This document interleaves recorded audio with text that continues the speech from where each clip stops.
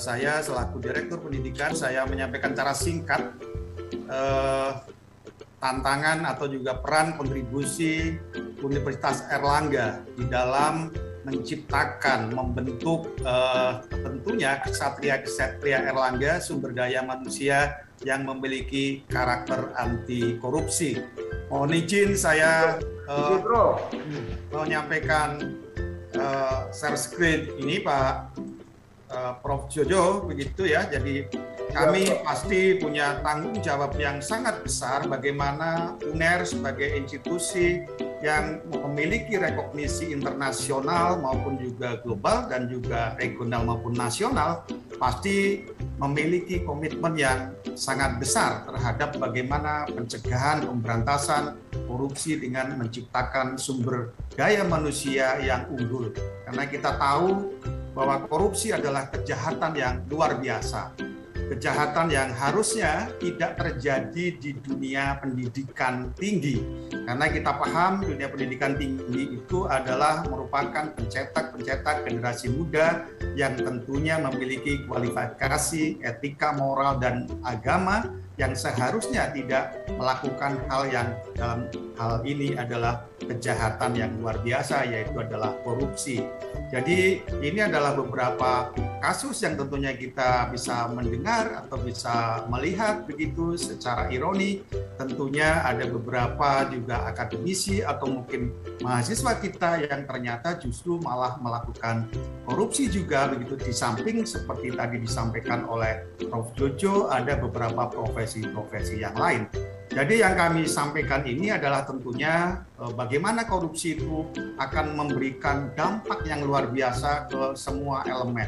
Bisa merusak proses demokrasi, meruntuhkan hukum, ini ahli hukum hadir semuanya di sini, menurunkan kualitas yang berkelanjutan, menyebabkan kejahatan berkembang ke yang lain lagi, pelanggaran hak asasi manusia, maupun juga merusak pasar dan juga persaingan usaha yang sehat. Sehingga tentunya ini akan menjadikan negara kita mungkin akan terus menjadi negara berkembang, tidak terus bergerak menjadi negara maju. Ini adalah data yang kita dapatkan begitu. Saya senang para pendengar dan juga para wakil direktur yang hadir. Biasanya kami bersama Direktur Pasar, Prof. Menteri, sering menampilkan data. Jadi kami menemukan data dari KPK mengenai bagaimana sebaran profesi apapun begitu yang tentunya terjerat OTT atau tangkap tangan terkait dengan kasus korupsi, mulai dari korporasi, swasta, pengacara, polisi, dan seterusnya, gubernur, komisioner, duta besar, kepala lembaga kementerian, anggota DPR dan DPRD, ini jumlahnya sangat-sangat besar sekali. Termasuk juga tentunya eselon 1, 2, dan 3, 4 mungkin boleh jadi juga dari unsur pendidikan atau akademisi, gitu. Misalnya yang sudah menjabat sebagai eselon 1, 2 di beberapa departemen atau mungkin kementerian begitu. Nah, yang kami tentunya juga harus prihatin posisi kita indeks persepsi korupsi tahun 2020, kami mendapatkan data dari KPK, ternyata posisi kita di tahun 2020 skornya masih 37. Nomor 102 dari 179 negara yang melaporkan terkait atau dilakukan survei. Nah, ini tentunya suatu kondisi yang kelihatannya dari tahun ke tahun tentunya persepsi terkait indeks korupsi kita tidak beranjak naik juga, jadi stabil saja di kisaran 30 sampai sekitar kembali lagi ke 37, naik sedikit tadi turun kembali. Nah, inilah yang tentunya menjadi keprihatinan kita dan rasanya ini juga akan dijawab Kementerian Pendidikan dan Kebudayaan. Mas Bro Menteri tentunya juga sudah mencanangkan bahwa tahun 2020 ini pasti goal akhir dari pendidikan tinggi adalah menciptakan SDM unggul untuk sebagai leadership pemimpin masa depan. Nah, ini yang penting, pendidikan tinggi tentunya harus melakukan kegiatan di dalam proses pendidikannya. Pembinaan, pembelajaran, dan yang tidak kalah penting, jawaban dari apa tanggung jawab kita adalah pencetakan karakter mahasiswa. Artinya, mahasiswa yang berkarakter, cerdas tapi berkarakter. IP-nya 4, tapi setelah lulus pakai rompi merah misalnya. Itu tentunya bukan harapan. Nah, inilah yang tentunya para sahabat Erlangga Forum, peran apa ya yang bisa kita berikan, kontribusi apa begitu di dalam tentunya konteks perguruan tinggi. Tentunya dalam upaya pemberantasan korupsi ini pasti perguruan tinggi punya kemampuan satu pusat pengajaran anti korupsi. Artinya mata kuliah pendidikan karakter di semester 2 di UNER itu harus dimasukkan topik modul yang terkait dengan pembelajaran anti korupsi begitu. Ada pusat penggerak anti korupsi dan ada juga paling tidak pusat-pusat riset terkait dengan anti korupsi itu sendiri. Jadi mohon nanti teman-teman di Fakultas Hukum kalau bisa juga akan memberi sebuah nuansa bagaimana ada pusat-pusat kajian terkait dengan anti korupsi sehingga mahasiswa kita yang belajar di semester 1 dan 2 pendidikan karakter nanti bisa magang, bisa nyantrik untuk bisa terlibat di dalam proses pergerakan anti korupsi. Dan ini Bapak Ibu secara singkat, apa yang sudah kita berikan dari tentunya pertanyaan, tentunya peran kontribusi, jawaban dari apa yang kita bahas hari ini. Untas Erlangga tentunya memiliki strategi terkait dengan implementasi pendidikan budaya anti korupsi di Universitas Erlangga. Satu, telah dibentuk oleh Bapak Rektor, yaitu adalah Unit Pendidikan Kebangsaan dan Karakter yang ada di tingkat Direktorat Pendidikan UNER.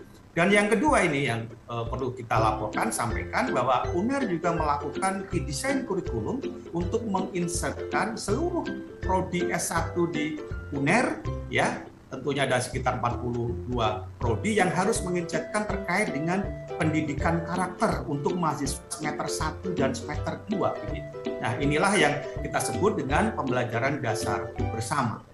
Dan yang tidak kalah penting tentunya sudah kita lakukan hampir 3-4 tahun ini adalah bagaimana pendidikan dasar atau metode pembelajaran itu dibuat dalam sebuah modul terintegrasi beberapa mata kuliah, ada Pancasila, kewarganegaraan, ada bahasa Indonesia, ada agama.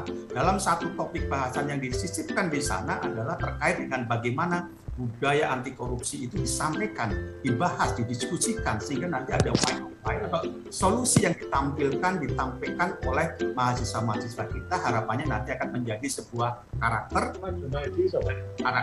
UNERan yang tentunya menjadi mahasiswa yang hebat. Gitu.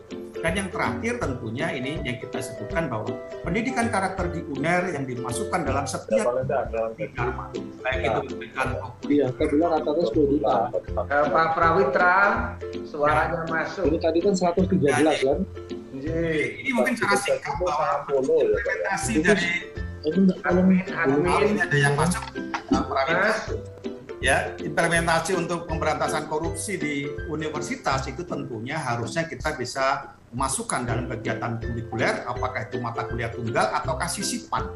Beberapa perguruan tinggi sudah melakukan. Universitas Paramadina, Universitas Negeri Semarang itu memasukkan mata kuliah tunggal wajib. Tetapi sementara kami di Universitas Erlangga masih menjadi sebuah sisipan mata kuliah umum MKBU Plus begitu ya, yaitu yang menyisipkan tadi modul terkait dengan budaya anti korupsi.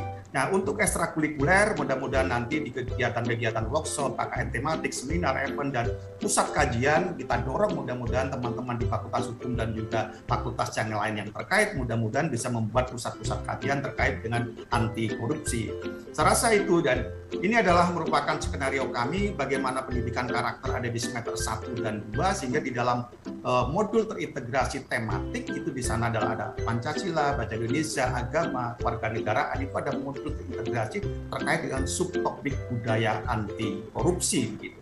Harapannya nanti tentunya mahasiswa kita sejak dini sudah dikenalkan bagaimana pendidikan karakter itu yang harapannya nanti bisa memiliki sifat humble, sifat excellent, brief, agile, transcendent, jujur, empati dan seterusnya, nanti tentunya akan menjadi sebuah unggulan.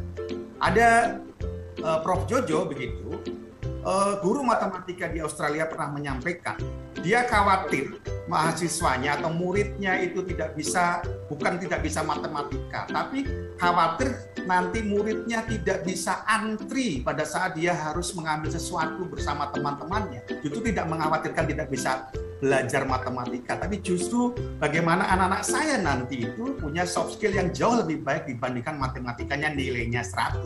Itu adalah sebuah analogi bagaimana kita mendidik mahasiswa kita di perguruan tinggi, pendidikan karakter dengan tentunya konsep yang dikembangkan di Erlangga sebagai bentuk implementasi inovasi dari tentunya smart education yang dikembangkan oleh Bapak Rektor Universitas Erlangga.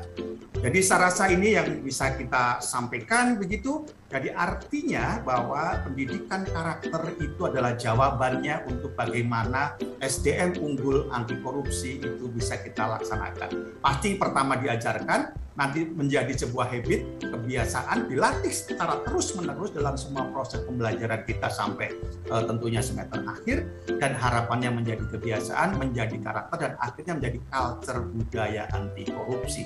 Jadi saya rasa itu Prof. Jojo yang bisa kami sampaikan secara singkat begitu, bahwa kita pasti ada interaksi antara komunitas ya, bukan hanya pendidikan di dalam pendidikan formal saja, tapi juga ada pendidikan keluarga, pendidikan masyarakat dan komunitas yang lain. Artinya tanggung jawab anti korupsi bukan tanggung jawab kita sendiri di pendidikan tinggi, tapi harus seluruh elemen yang ada untuk mendukung Indonesia bebas korupsi di tahun 45 misalnya seperti itu. Saya rasa itu Prof.